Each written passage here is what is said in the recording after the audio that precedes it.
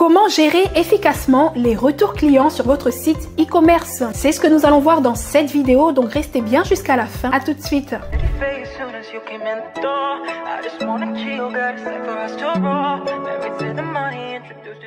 Hello à toi, c'est Christy, j'espère que vous allez bien. Bienvenue dans cette nouvelle vidéo dans laquelle je vais répondre à une question qu'on me pose souvent. Comment gérer ses retours en e-commerce? Mais avant d'y répondre, je t'invite à liker la vidéo, à t'abonner à la chaîne si ce n'est pas encore fait. Et puis n'hésite pas à télécharger mon e-book offert sur comment développer un business en ligne rentable et pérenne sans dropshipping. Je te mets le lien en dessous de la vidéo. Alors la gestion des retours, c'est l'un des gros soucis en e-commerce. Souvent les gens me disent « Mais Christy, j'ai peur de me lancer, j'ai pas envie de me lancer dans l'e-commerce parce que j'ai peur d'avoir des retours clients et ça risque d'être long. » Mais il faut savoir que quand vous vous lancez dans n'importe quel business, il y aura toujours des points positifs et il y aura également des points négatifs. Il y aura très certainement des contraintes qui feront parfois que votre business prendra un petit peu plus de temps à se développer. Mais ça, c'est tout à fait normal. Quand vous faites du e-commerce, vous avez généralement des retours clients. En tout cas, je ne connais pas un seul site qui n'a pas de retour client. D'ailleurs, vous avez déjà certainement commandé en ligne et puis parfois vous recevez chez vous un article ou un produit qui ne vous convient pas. Soit la taille est trop petite, soit c'est trop grand. Vous allez renvoyer ce produit pour en avoir en échange un autre. Et puis, c'est ce qui va également se passer dans votre site e-commerce. Vous allez devoir gérer le service client avec les retours de vos clients. C'est vrai que c'est quelque chose qui peut faire peur, mais c'est pas non plus insurmontable. Alors la première chose à faire, c'est d'avoir une politique de retour sur votre site où vous expliquez tout simplement vos conditions de retour. Sachez que la base de la gestion des retours, c'est que le consommateur, il est protégé par la loi. Il a un délai de rétractation de 14 jours. Ça signifie que quelqu'un qui vous achète un produit peut le renvoyer dans le cadre de cette protection justement du consommateur individuel. Et donc peu importe la raison de son retour, il a le droit de se rétracter et puis de rendre le produit. Et puis nous derrière, on est aussi dans l'obligation de le rembourser. Alors justement, comment est-ce que je rembourse mon client? Comment est-ce que je transfère l'étiquette de retour à mon client? Certains e-commerçants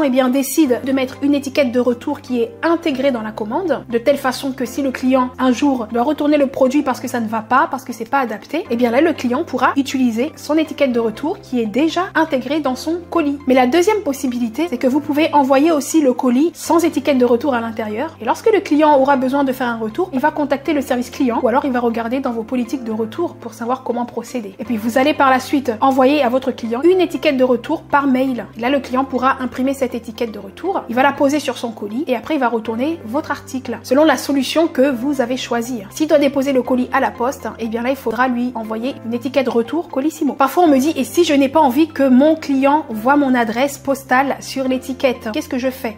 C'est de dire à ton client d'envoyer le retour via la plateforme Mondial Relais. À ce moment-là, vous lui donnez l'adresse du point relais le plus proche de chez vous. Comme ça, le client ne va pas avoir votre adresse. Surtout si vous êtes auto-entrepreneur, parfois c'est notre domicile qu'on a. Et donc si vous voulez pas forcément le donner à tout le monde, dans ce cas, c'est mieux que le client dépose son colis auprès d'un commerçant Mondial Relais. Quelques jours après, lorsque la marchandise va arriver dans le point relais que vous avez indiqué à votre client, là vous pourrez aller récupérer votre marchandise tranquillement. Et comme ça, personne n'a votre adresse.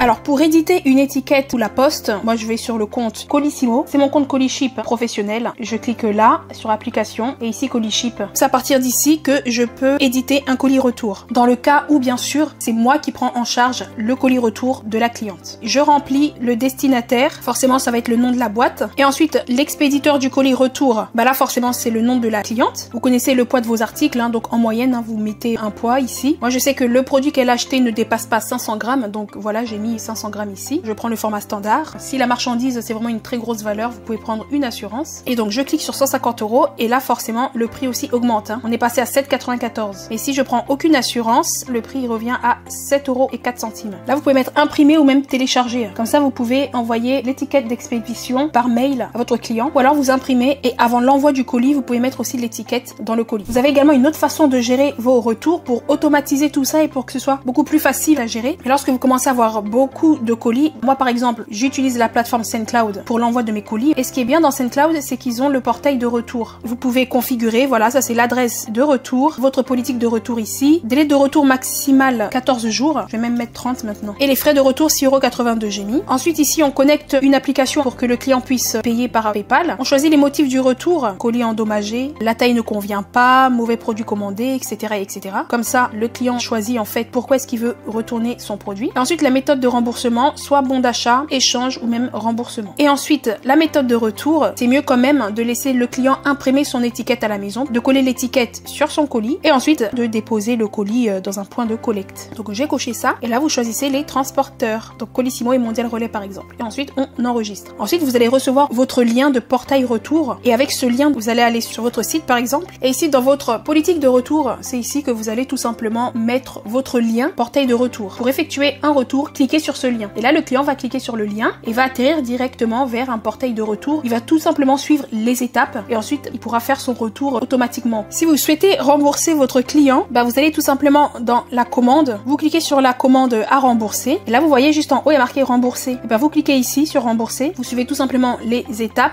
Donc là la cliente elle a pris ce modèle là et donc c'est ce modèle là qu'elle rend par exemple. On met remettre l'article en stock et puis là vous voyez rembourser 59,41. Vous pouvez également rembourser les frais d'expédition. Elle a payé 4,72 €. Je peux mettre ici 4,72 € et ensuite rembourser. Donc voilà pour les retours sur Shopify. Donc là la grande question c'est plutôt qui paye le retour. Est-ce que c'est le client qui va payer son retour ou est-ce que c'est le e-commerçant? Mais surtout comment est-ce que vous en tant que e-commerçant vous allez gérer ça? Parce qu'il faut savoir que si vous offrez les retours à vos clients, ça peut être des coûts très élevés pour votre entreprise. Et quelle que soit la solution de transport que vous utilisez. Parce qu'il faut savoir que le transporteur, lui, va vous faire payer justement ces retours-là. Donc il est important d'analyser le pourcentage de commandes qui peut revenir avec des retours et puis en fait de structurer tout ça. Moi personnellement, c'est la cliente qui va payer son retour. Elle paye ses frais d'envoi à l'aller et au retour, si elle veut faire un échange ou quoi que ce soit, c'est elle aussi qui va payer son retour. Après, il y a des exceptions. Quelquefois, après discussion avec la cliente, je vais faire une exception, je vais envoyer une étiquette de retour par mail. Mais ça, c'est très rare. Donc, je vous invite vraiment à avoir un service client de qualité parce que sinon, vous allez vraiment avoir une mauvaise publicité. Il y a beaucoup de gens qui vont parler de votre boutique en mal et puis les avis clients négatifs